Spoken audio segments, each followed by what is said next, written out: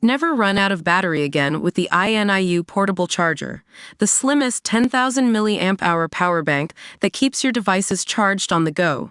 Stay powered up wherever you go. Click the link in the video description to shop now on Amazon.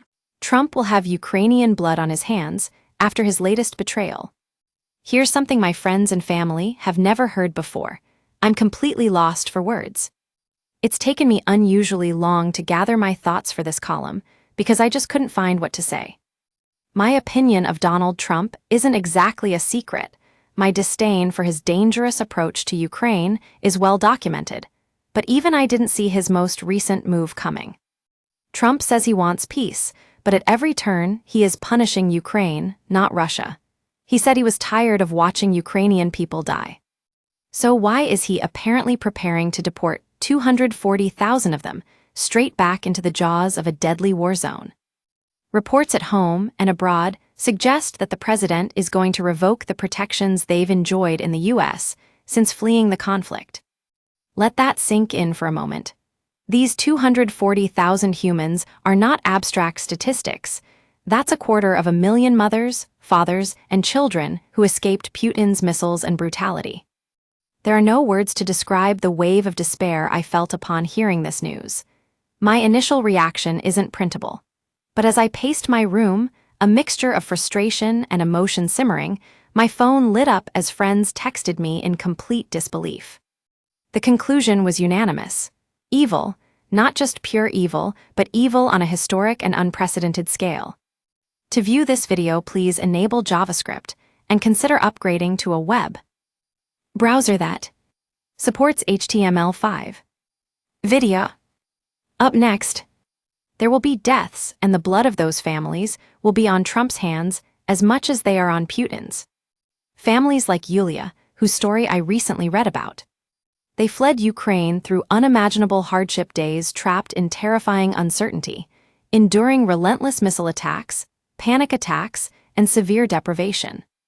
Upon finally reaching safety in Arlington, Virginia, Yulia and her family began rebuilding their lives, finding jobs, enrolling their children in schools, and becoming valued members of their new community. Now, they're faced with the devastating threat of being uprooted once again. Return to the horrors they narrowly escaped amid Trump's reported plans to deport the Ukrainians who now call America their home. This is a tale of two conflicts: the war in Ukraine and the battle for America's soul, and Trump's latest betrayal reveals exactly how America is faring in its internal struggle. Joe Biden's administration helped Ukrainian immigrants resettle in the United States under the Uniting for Ukraine program, allowing them to legally work and live safely in America. Trump's decision to revoke this protection and throw these families back into Putin's war machine isn't strength. America first, or even a vain attempt to secure peace. It's moral bankruptcy at its absolute worst. America is a nation of immigrants. Its foundation and meteoric rise as a country is thanks to immigrants, and its true strength has always been grounded in compassion and moral clarity.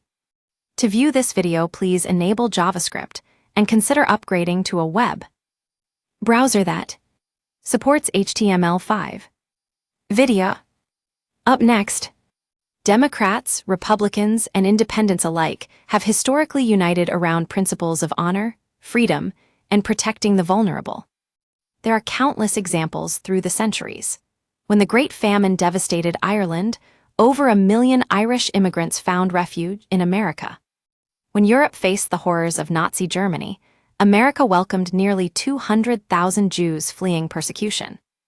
In the aftermath of the Vietnam War, America sheltered thousands of Vietnamese families fleeing communist aggression. These decisions set a global moral example, a testament to America's strength, compassion, and leadership. Today, however, Trump is choosing cruelty over compassion. He is squeezing what little soul the country has left under the guise that it's about being fair to America. But Trump doesn't understand the meaning of the word fair. His vision is blurred by his obvious admiration for Vladimir Putin. If Trump wants fair compensation for the cost of supporting Ukraine, why is he demanding it from the invaded, not the invader?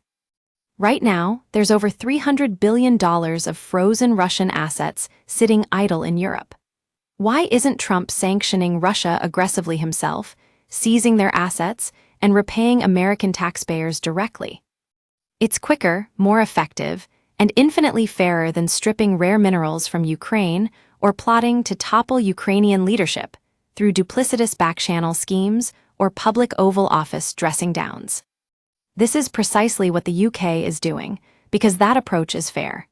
Last week, Keir Starmer announced plans to use frozen Russian assets to fund increased support for Ukraine.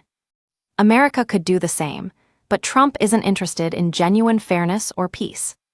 He's committed to punishing the victim, not the aggressor. Trump's potential deportation of refugees isn't just abandoning Ukraine. It's abandoning America's own moral compass.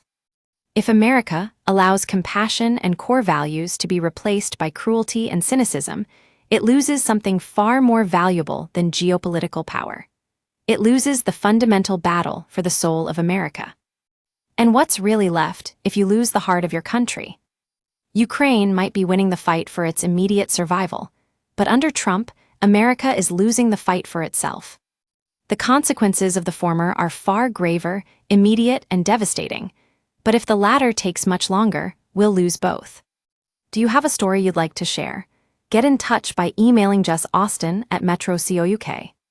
Share your views in the comments below. Era. More, I don't regret sleeping with 2 men in 24 hours. Era. More, spy ring dubbed the Minions, guilty of spying for Russia from UK beach house. Era. More, Donald Trump threatens Putin with new sanctions after latest missile onslaught. Straight-talking analysis from Westminster, straight to your inbox. This site is protected by Ray CAPTCHA, and the Google privacy policy and terms of service apply. Your information will be used in line with our privacy policy.